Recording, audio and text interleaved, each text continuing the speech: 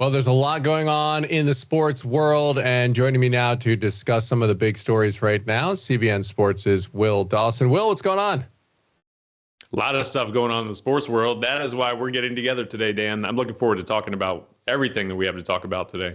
Yeah, and I want to let everyone know about our CBN News, CBN Sports channel that Will is heading up. You can check out their YouTube channel, check them out on Instagram. A lot of great stuff, a lot of great faith content there in the sporting world going on, as we've been talking about. So a lot of big stories going on right now in the NBA. Jimmy Butler, this is a super interesting one to me, Will, because here's a guy he's been suspended again.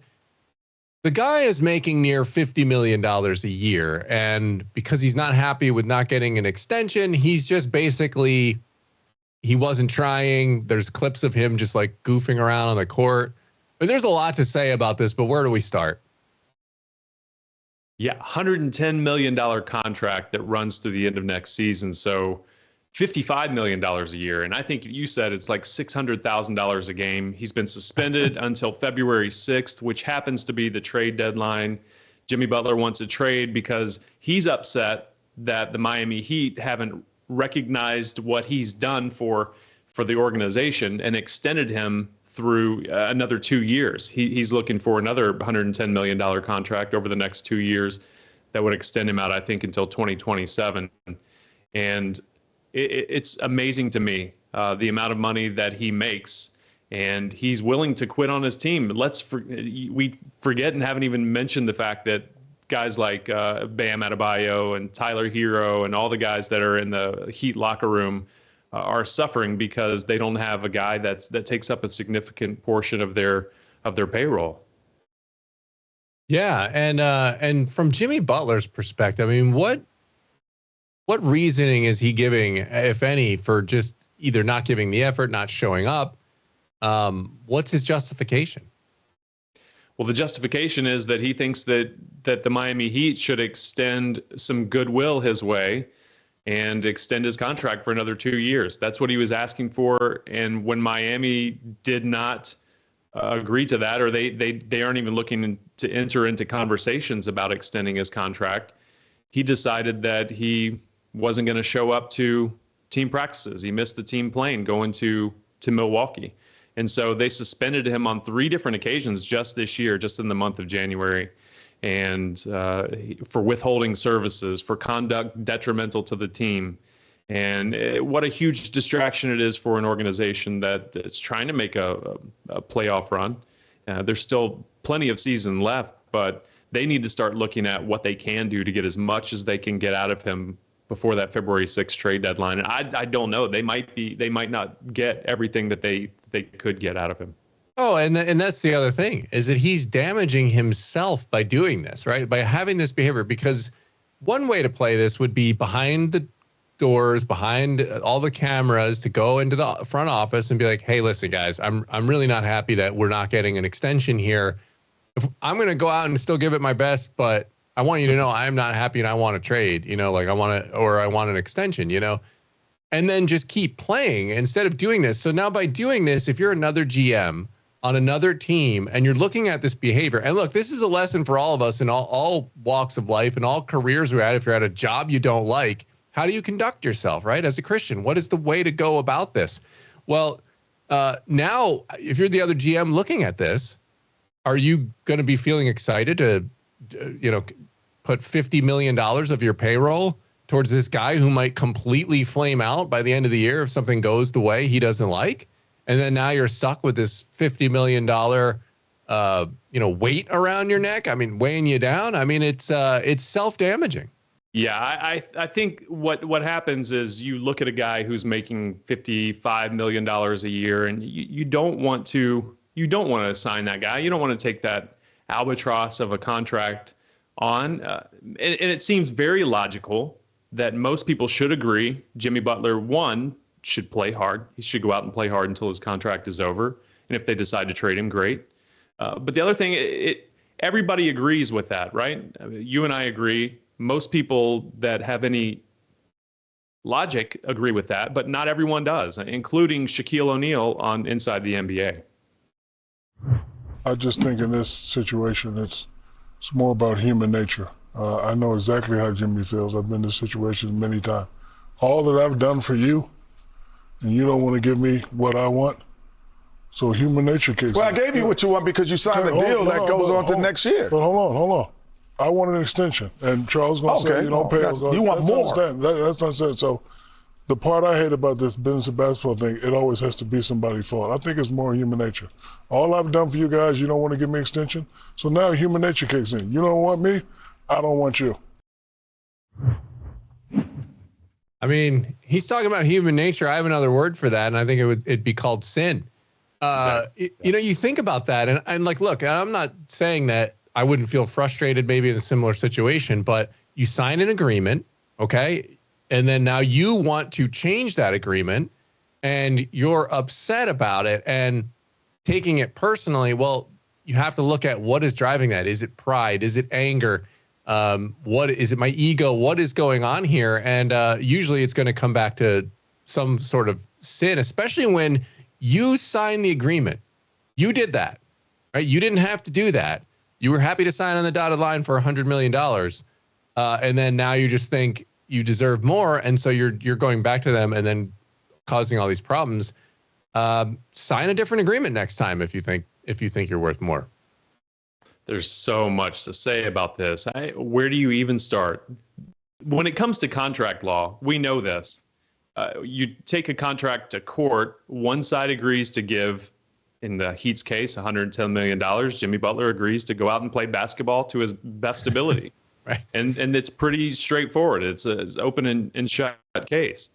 But you're right. You touched on what Shaq said was human nature and sin and the love of money. Talk about money being the root of all kinds of evil. Money in and of itself is not evil.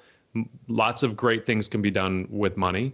But you and I sitting here, and any other person that's worked in the workforce, whether you make $30,000 a year, you make $30 million a year, there are not special rules that apply to Jimmy Butler. It's pretty easy and it's pretty logical. And what he's doing to his team, I've got a problem with it. Yeah, it certainly is. It certainly is not a good look at this point for Jimmy Butler. We'll see how it plays out. Let's move on here. We've got a big game coming up. You're covering here, Arkansas versus Kentucky, college men's basketball. This one's interesting for a couple of big reasons, namely the coach switching. I mean, you have this NIL now, and guys can just switch. Like it used to be, you have to sit out a year, but guys just switch teams now. Coaches switch teams. Talk about the scenario around this one, because even people that may not be familiar with these two teams might be interested because of the dynamics of it all. Well, there are a lot of marquee matchups this weekend, and it makes sense because as soon as the NFL, as soon as football season comes to its conclusion, college basketball season starts ramping up and more eyes and more attention are on it because March Madness is right around the corner. You have Duke, North Carolina kind of leading the marquee name game, but North Carolina is not great this year. Duke's probably going to handle them pretty easily. The game that's going to get the biggest ratings this weekend is Saturday night, tomorrow night, Kentucky and Arkansas. Why? Because for 15 years, Hall of Fame coach John Calipari was on the sidelines for Kentucky. And so Cal leaves Kentucky, goes to Arkansas, takes basically the entire team, 5 or 6 guys, lots of starters. And now he makes his return trip to Lexington. Kentucky is 6-1 this year against top 15 teams. And tune in at 9 o'clock tomorrow night, man. I'm telling you, the electricity in that building, you're probably going to hear a lot of boos. Yeah, I mean, I'll say. And what is the sense with him, though? Is it from Kentucky? I mean, the boos, like, are they going to, because you obviously, like you said, you had a lot of success, right? It didn't end well. But a lot of times, even when it doesn't end well, you have this sense that, like, well, we appreciate the contribution there. So, but there's not going to be any of that tomorrow night. Well, I think, yeah, part of in Cal and the fans, Cal stopped going to post-game press conferences after losses to teams that he really shouldn't have lost to. He would condescend to fans. He would do the same thing to Kentucky administration. So there was a souring of the relationship. But then also you go to not just any team. You don't go to UCLA or some West Coast team. You go to an in-conference rival. And so it makes sense that fans would want to boo. I'm not promoting booing for sportsmanship. But Kentucky fans are, pardon me, Kentucky fans are intelligent basketball fans. They follow basketball like probably no other fan base does. They understand the significance that Cal brought to the University of Kentucky. He's one of 4 other coaches that have won a national championship there. And they do appreciate Cal and what he's done. I think because it's so quick. I mean, we're talking about less than a year. He was sitting on the sidelines, but 9 months ago that he was still sitting on the sidelines at Kentucky. It is one of those things where a relationship turns, and Kentucky is excited about the team they have. They just upset number 8 on the road this past week at Tennessee. They're making a push in the strongest conference in basketball. It's not even close. The SEC is historically good this year. And so to see Coach Cal return and to see those players that last year wore a Kentucky jersey are now going to be wearing Arkansas jerseys, it's going to be a lot of fun. And I don't think that they'll boo the players. I think Kentucky appreciated those guys. And in a way, they still appreciate Cal. And in 5 years, 10 years' time, he'll be welcome back. More than likely, he'll see his name hung in the rafters, too. Yeah, well, we'll see if how it gets taken care of on the court. That's usually where all the coaches would say, like, to the players, hey, forget about all the outside noise. If you want to make a statement, you do it on the hardwood in those 4 quarters. There are 2 halves as they do it in college. But, Will, I know you're going to be covering the Super Bowl next week. So are you heading to that, or what's the situation there? We are. And real quick, Kentucky, just to close this out really quick, Kentucky is led by transfer, because all their players had never played for Kentucky before. They're led by transfer Otega Oweh. I sat down with Otega recently, and there's a story that I put together that airs on 700 Club today. Otega means give God the highest praise. He's the son of first-generation immigrants from Nigeria, born and raised in New Jersey. And he's a young man who's very humble and is very hungry for the word. So he reads his Bible every day.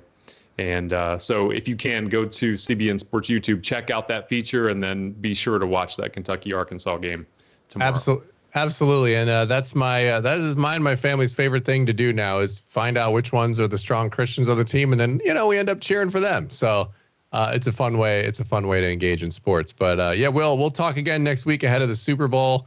I know that's obviously such a massive event. One of the biggest events of the entire year for the whole entire globe, really. I mean, just a massive phenomenon. It'll be bananas next week, but for this week, we'll be looking forward for your piece and for this game, and we'll see how the Jimmy Butler situation unfolds. But appreciate you stopping by. Make sure, everybody, you check out CBN Sports on YouTube, Instagram, and all the other social media outlets that you like. Thanks, Will. Appreciate it.